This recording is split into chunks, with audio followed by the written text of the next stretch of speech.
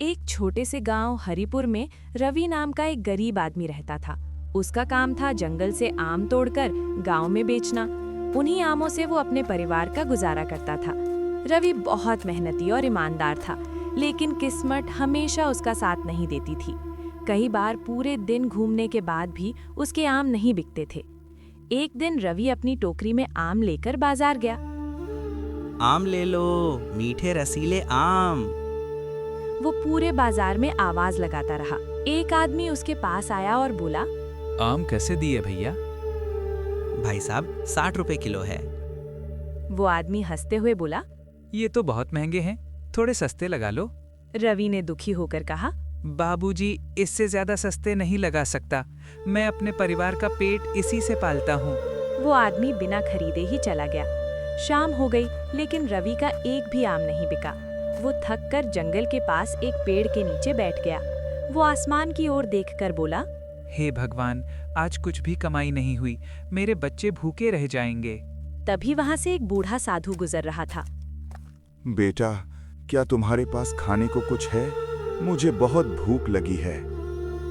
बाबा जी, आज मेरे आम नहीं बिके, मेरे बच्चे भूखे रह जाएंगे।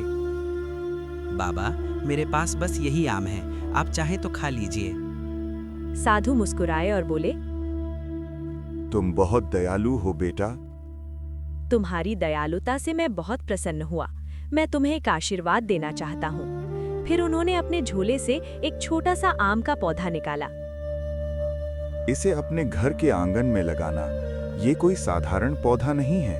अगर तुम हमेशा अच्छे काम करते रहोगे तो ये तुम्हारा भाग्य बदल देगा। रवि ने धन्यवाद कहा और पौधा लेकर घर आ गया। उसने पौधा अपने आंगन में लगा दिया। कुछ ही दिनों में वो पौधा बड़ा होकर एक सुंदर आम का पेड़ बन गया। उस पर बहुत सारे मीठे आम लगने लगे। जब रवि उन आमों को बाजार में बेचने गया तो लोगों को उनका स्वाद बहुत पसंद आया।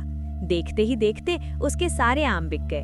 अब हर दिन उसके आम जल्दी बिकने लगे और उसकी कमाई बढ़ने लगी।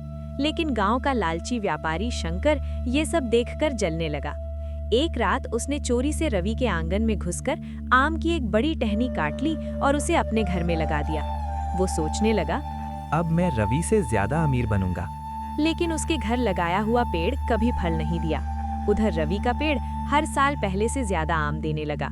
एक दिन शंकर को अपनी गलती का एहसास हुआ। वो रवि के पास आया और बोला, मुझे माफ कर दो रवि, मैंने तुम्हारे साथ बहुत गलत किया।